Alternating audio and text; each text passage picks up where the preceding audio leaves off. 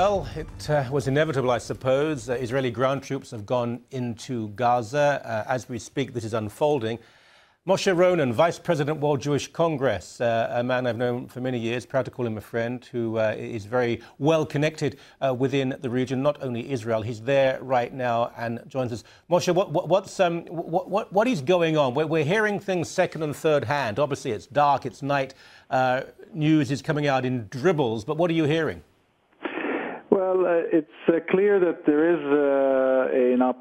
a ground operation taking place now. The IDF has began to enter parts of Gaza from all of the possible directions.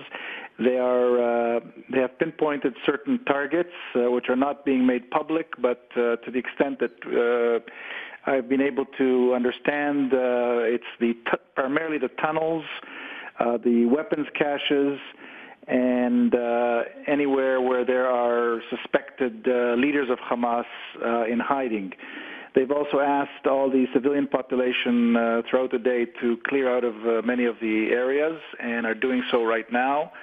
And of course, we'll see as the hours go by. I think at the moment it's a limited ground operation, which will be perhaps expanded tomorrow after the cabinet meeting. And of course, all of this also depends on Hamas.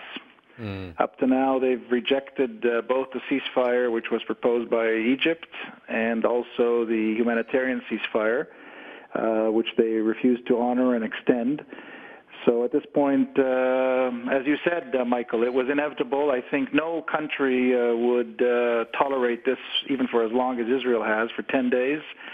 And it's time to put these terrorists out of business.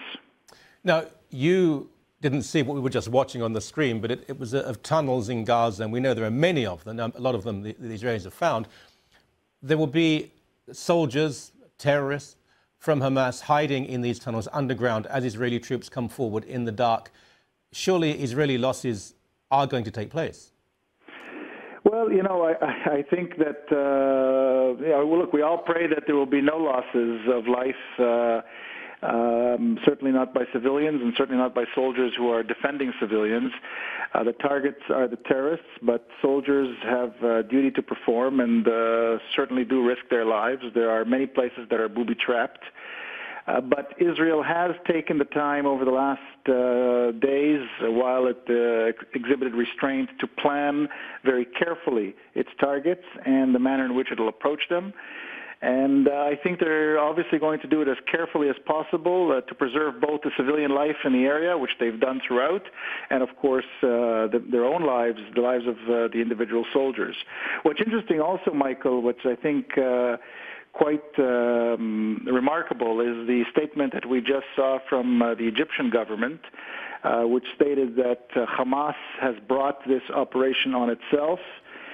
That's an unprecedented, favorable statement towards the operation from Israel's point of view, and I think it'll show as a major, important principle in this campaign, because if Israel has the backing of the Egyptians to remove these terrorists from the area and hopefully to put Hamas out of operation, then we may see some good results from this long and very painful campaign.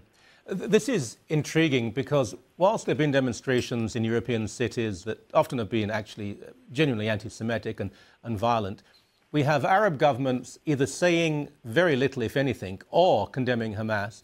We have Canada, obviously, on the side of Israel. India, emerging superpower, being very supportive of Israel. Russia and China have certainly not come out in favor of Hamas. World politics are changing. A lot of people think Israel's on the defensive now. In fact, it probably has maybe less closer friend in America than it had maybe 10 years ago, but many, many major friends in the rest of the world. I think that's right. I think that what the world has learned is that terrorism is not has nothing to do with what Israel is or is not doing with Palestinians. I think they've learned that terrorism is a threat to all of us, to all of society. We in Canada, I think, can be very proud. Our government has been at the forefront of this international campaign against terror and speaking out about it. And I think similarly, countries around the world, some of whom we may have disagreements, I think on the issue of terror And these kinds of campaigns to simply kill innocent people, to spread either your political point of view or your religious point of view is simply unacceptable. And I think that's probably the most positive sign and hope, I think, for those of us who believe and want to be optimists that somehow we'll bring some sanity into this world. I can tell you, Michael, it's been just completely surreal here over the last few days, having to run into bomb shelters every few hours, even in major cities like Tel Aviv that are just as bustling and full of life and business as Toronto, Montreal, or Vancouver are. And, missiles are being fired into the heart of these cities by terrorists. So I think, governments now have to do what they have to do, and we hope that, as you said, not only Canada, but peace-loving people should join this campaign, because this is what it is. This campaign is aimed to bring peace and quiet. Last question, and it's a very unfair one, but I remember when Israel withdrew from Gaza, and I was there for part of that, it did divide Israeli society. Many people said it will achieve nothing, it'll just create more pain. Do you think it was the right policy? Well, look, I don't know if it was the right policy or not. It's very easy to be, a swivel chair analyst right now and look back and say what we should have done or shouldn't have done. I think we had to try. I think that unilateral withdrawal took place because the government had to try to do something that it was not able to achieve by bringing the parties to a negotiating table. But unfortunately, the exercise proved that you cannot leave a region simply to its own fortune. You have to certainly protect your citizens to the maximum possible, and you have to ensure that there's some stability. And this will apply, I think, in how Israel conducts itself with the Palestinian Authority over the next while when it comes to the West Bank and demilitarization and the peace process that we all want to see resume. Okay. Moshe, keep safe. I'll see you very soon. Thank you very much. Thank you for this, Michael. Bye-bye.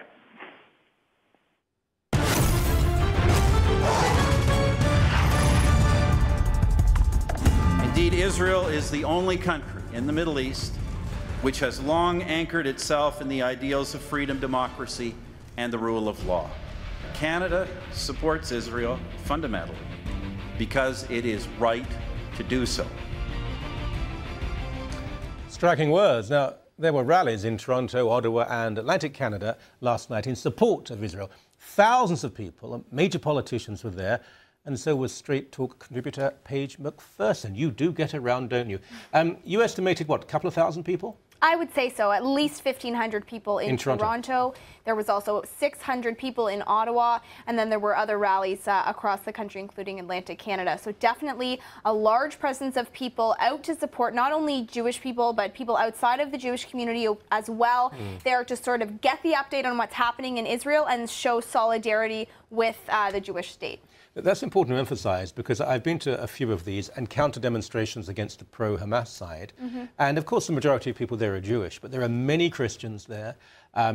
There are gay groups there. They don't get enough attention. The tiny number of gay people who support Hamas, incredible as it may seem because they're suicidal, they get a lot of exposure. But the other day when I was at the counter-protest, there were many gay people saying we stand out for Israel, all sorts of people, including people from South Asia, including people who are Muslims, saying this is wrong. The atmosphere, the feeling, the anti-Israel protests are very loud. There's quite a lot of screaming. You hear the occasional death to Jews, not a lot, but some of that, conspiracy theories, even violence. Was that replicated? I bet it wasn't. At the synagogue? No, definitely not. I can tell you with certainty that everybody inside of there was only talking about peace, not death to our enemies, not we need to serve these people justice, just the fact that Israel and its citizens are getting attacked and that we are striving for peace. That was really the message that people took away. There were people who that message was resonating with as well and who were touting that message.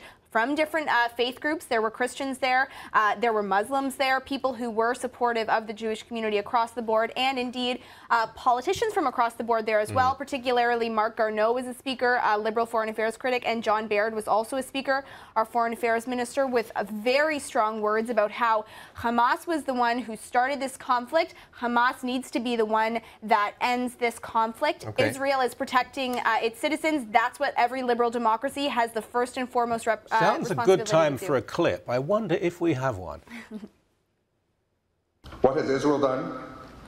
It is exercising its fundamental right to defend itself and its people. Do you know, I think liberal democratic states have one fundamental responsibility. It's not a right, it's a responsibility to protect their populations, to keep their people safe and secure. Support for Israel should never become a political wedge issue.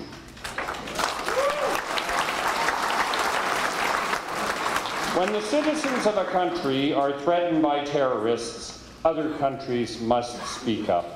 I just think we send a sign of a signal of solidarity to our friends in the state of Israel, but also to all of the people, including Palestinians, who are being victimized by these terrorists who are, in fact, causing injury to Palestinians and to others, and of course causing terror and injury and death to Israelis. Well, we would like to thank again everybody here in Canada for the support we are getting at the embassy and here in our consulate. A lot of messages, emails, phone calls, and your politicians have been wonderful. The Prime Minister has been wonderful, so I cannot ask for more. Livia Chow wasn't there? No, I did not see her. I saw Karen Stintz, though, for anybody who's interested in the mayoral race. John Tory and Karen Stintz was who I saw. Definitely, though, across the board, support for what was going on for Israel. Okay, I want to watch something very, very interesting what happened there. The statement made by the Liberal foreign affairs critic I thought was exemplary. But I wonder if it would have been made if the Conservatives were not as supportive of Israel as they are. The Liberals took the Jewish community for granted. They said they were pro-Israel, but at the United Nations repeatedly they voted the wrong way. Now you have a Conservative government, not for any ulterior motive. They just believe in Israel's right to exist. They've been very strong on this issue. And I think it's forced the Liberals to come on board. It has, absolutely. And it forces the Liberals to every Jewish or pro-Israel event that they happen to be at. Their speeches, I find, are always prefaced with, support for Israel is not a partisan issue, and it shouldn't be a political wedge issue. Something along those lines, both of which Marc Garneau said yesterday before he said anything else, really. And that really has forced the issue because people, I think that it's fair to say that in Canada, the Conservatives have been consistently supportive of Israel and the Liberals just have not been. Maybe that's good for the Liberals among other voting bases. I mean, probably it's a better vote getter to not be supportive of Israel in terms of the demographics in Canada. No doubt. But definitely it has forced the Liberal hand on this because when it comes to conflicts like this, and you were talking with Moshe about how different people across the world are getting angrier at Hamas, including other Arab countries, are really seeing this conflict for what it is. I think that it does force the Liberal hand on this to say this does kind of look like a battle between right and wrong. There's a different conversation now. The Palestinians have a right to a state. I believe in a two-state solution. The Palestinians have suffered too much at the hands of all sorts of people, many of them Arab governments. The conversation now, though, is not about Israel and Palestine. It's about the West and terrorism. Hamas is part of a seamless garment that includes all the fundamentalist Islamist terror groups. It's part of that. Yeah. Maybe elements of Fatah are different, but Hamas is part of the terrorist link. They have to be defeated. Yeah, absolutely. I have a friend who is a soldier in the IDF, and he told me that when he's fighting in this war, he's originally Canadian, he doesn't just feel like he's fighting for Israel, he feels as though he's fighting for freedom across the world and against terrorism. And when I was speaking with the Israeli Consul General last night at this rally, I said to him, how do you compete with an enemy like Hamas that says things like we want to degrade and humiliate the Jews before we destroy their country, things that are a nod to the Holocaust? How can you comment or have a peace solution that's long-lasting with this kind of a group? And he said there is no long-lasting peace solution with Hamas.